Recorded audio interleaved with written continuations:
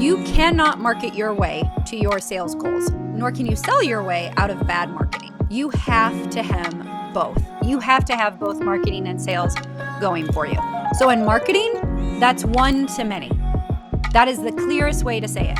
One to many. So we're talking like when we're doing email campaigns, when we're doing our website, when we're doing SEO, when we have ads going on, when we're doing webinars, like the list goes on and on and on and on.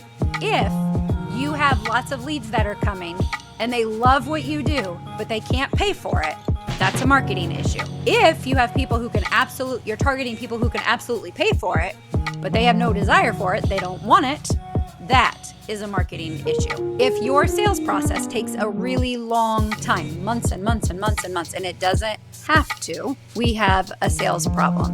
Welcome to another episode of Sippin, Matcha, and helping you make more sales. I'm your host, Scott, and we'll bring Brooke, our sales trainer, coach, consultant, and matcha drinker in just a moment. As always, we invite you to jump into the conversation by sharing your anonymous sales questions. We won't out who you are at buildingmomentum.info/matcha. So let's bring Brooke in and get to today's question. After we check, we are batching some of these episodes, so you can see she's about halfway done with her ginormous cup of matcha. So if you're watching on YouTube, she's halfway there, and that she's going after it. How's the matcha? Yes. Oh, it's so good. Thank you so much, Scott. We say it looks like maybe I'm acting like, oh, I don't think I could ever drink this big. Oh, trust me. I can't. Yes. And I do have some surprise bad news for you. We got communication from a listener that there is now evidently there was a typhoon or a hurricane or weather or something that is disrupting the matcha harvest. So the global matcha crisis continues. I am very sad for the matcha. That's very sad. But I do hope everybody's okay. That's a serious thing. I'm sorry to hear that. All right. So let's talk about our question for today. And this question comes because I've heard people describe you as... well, maybe I can't share... Maybe I can't share all of the things that I've heard people describe you as. Amazing, loving, such a great wife, a fantastic mother. Thank you. All right. Go ahead. All right. We know there are other things. Right. But a little bit of a unicorn because you have your feet in two worlds. So you are a certified StoryBrand marketing guide. You actually help onboard and train new guides with StoryBrand. They've asked you to do that. But then you're also... and like your superpower is that you are a sales trainer, sales coach, guru that helps people know how to have great sales conversations. So you get today's question. It comes up a fair amount of times. It does. Do I have a sales or a marketing problem? Do I have a sales or a marketing problem? Yes. And I want to encourage, in any business, we usually lean towards one or the other. Now, it is possible to have both a sales and marketing issue, like a big one, and that's really unfortunate because that means things are not going well at all. But usually it's one or the other. What happens, though, is that people start to mix up the roles of sales and marketing, and they start trying to solve the wrong problem. And that can cause a lot of confusion. It can cause chaos. And it's just incredibly frustrating as a business owner when you're trying, but yet it's just not picking up the momentum that you want. So that's the first question. Do I have a sales or do I have a marketing problem? So the very first thing that we want to be able to do is when we recognize you need to have both. So this is what I tell people on a regular basis. You cannot market your way to your sales goals, nor can you nor can you sell your way out of bad marketing. You have to have both. They both need to be able to work for you. You can't have one and be able to survive. You have to have both marketing and sales, but you have to know the difference between them so we can start to figure out what the problem is. Yeah, and we're talking like we're talking service providing type of business. We're talking about businesses where you have to have a sales conversation to sell your product. There are some direct to consumer, like buy a widget on a website that basically it's a marketing. You get your landing page, you get everything set up the right way, and then you can sell. But when you're having to talk to people, you can't give it to me one more time. You can't market your way to your sales goals, nor can you sell your way out of poor marketing. All right. So let's dig into that a little bit more. And I appreciate you. Go ahead. I'm clueless. Help me know, like, okay, I thought like marketing and sales were the same thing. Like, what are we even talking about? No, you're not. And I was just speaking at a conference at Sellwell. I was speaking at another conference in Florida in June. I spoke at a conference actually for StoryBrand last year. And I bring this up on a regular basis. And every time I bring up the slide in regards to what is marketing, what is sales, everybody brings their phone up. They start taking pictures. And these are people who are in marketing and sales. So it's not being clueless. It's just being reminded, because so many times we sometimes forget. So it's just nice to have like clear definitions so then we can figure out where we need to go. So the first thing, marketing, and I appreciate you making that little caveat, Scott. I'm not talking to every sales, like every business in the world right now. I'm talking when we're talking about that service-based industry, we're needing to have sales conversations. These are the people we're talking about. You have to have both marketing and sales going for you. So in marketing, that's one to many. That is the clearest way to say it. One to many. So we're talking like when we're doing email campaigns, when we're doing our website, when we're doing SEO, when we have ads going on, when we're doing webinars, like the list goes on and on and on and on. So you have one person talking to many, many people. In sales, when I'm talking about those sales activities, it's one to one. So we may be doing emails, but it's directly to one person. We may be having conversations, it's directly to one person. We may be sending proposals out, it's directly to one person. We are asking for the sale to one person. You have to have both of those activities going on and moving well in order to be successful. Yeah, and that one-to-one could also be like one salesperson talking to one company or one organization that has 2 or 3 people involved in the sales deciding process or the decision-making process. Yes, but the distinction is all the people you're talking to. Right. So whether it's one person or 2 or 3 or 4 or the board, like the people that it's going to. In marketing, you do not know. Right. You're sending it out there. All right. So thank you for affirming that I'm not clueless. You're not clueless. I'll add to the list of nice things that people say about you. Thank you.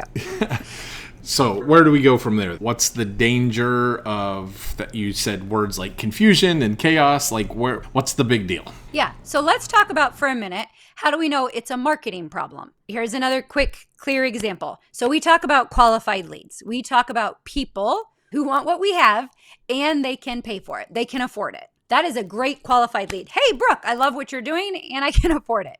Great. That is a qualified lead. If you have lots of leads that are coming and they love what you do, but they can't pay for it, that's a marketing issue. If you have people who can you're targeting people who can absolutely pay for it, but they have no desire for it, they don't want it, that is a marketing issue. You have to start figuring out, okay, if I have tons and tons and tons and tons of leads, but they're not actually qualified, we are hitting a marketing issue at that point. And I was going to also say the other really obvious possibility is if you don't have very many leads at all, you have a bit of a marketing problem. Mm-hmm. That is a great point.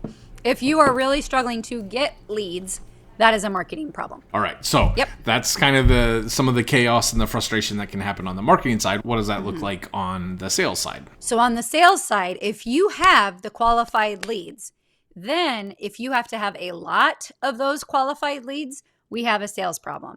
If your sales process takes a really long time, months and months and months and months, and it doesn't have to, we have a sales problem. Or if you are talking to people and then you never hear back from them and you're like, well, they said send a proposal or whatever the case is. And then it feels like ghost town. And that's happening over and over and over again. That wasn't just like once in a blue moon.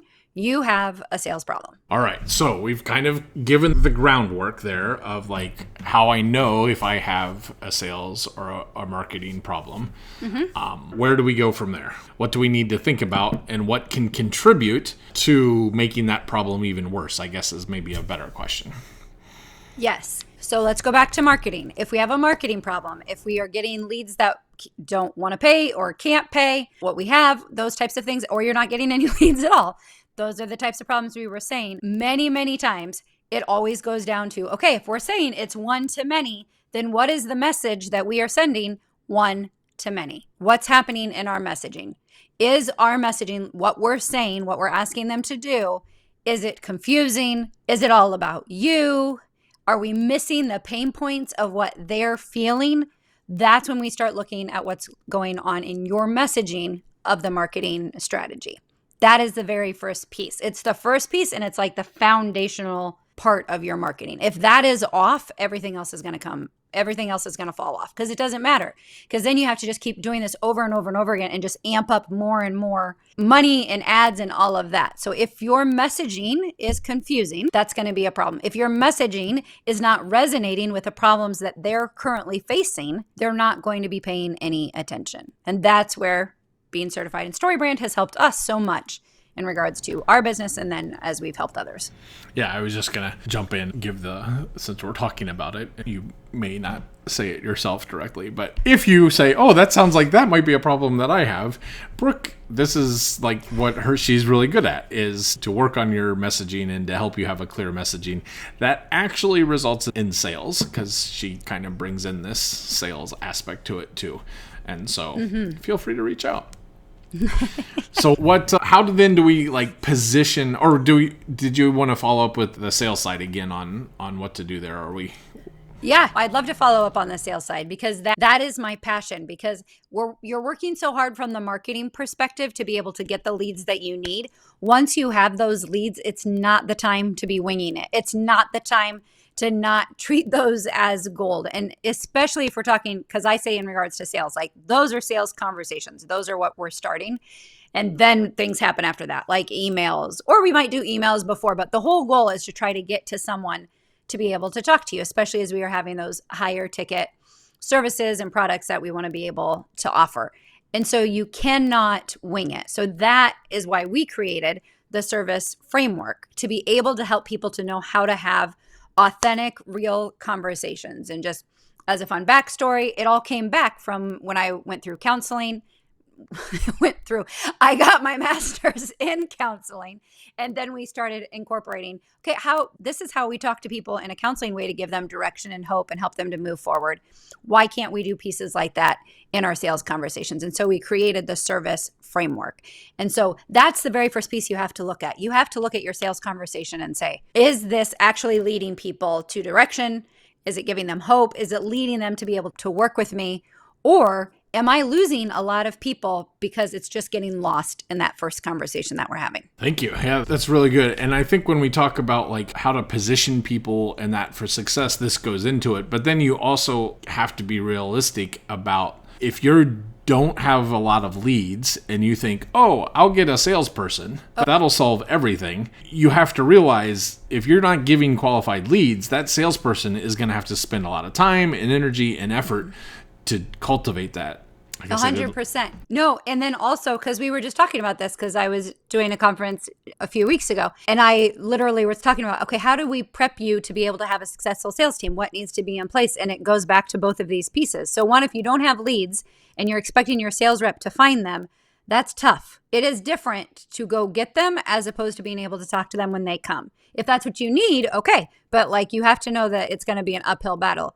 And then two, it goes back to that marketing. If your offer is confusing, if the messaging is getting kind of foggy, vague, people don't know what it is, or in regards to your offer is like you're doing all these different offers all the time and there's nothing systematic for that sales representative to be able to sell, all of that starts causing a lot of chaos. And so that's why these two have to be able to work together.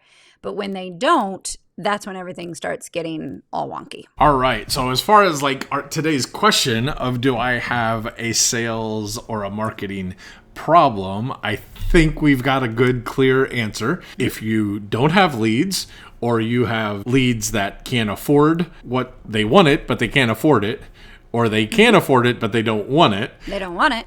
Then you got a marketing problem.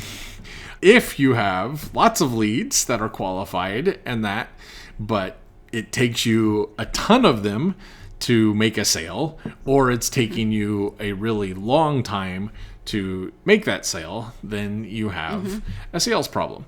And then as we've kind of continued to explore this, there's all sorts of other issues and different things that come into play there.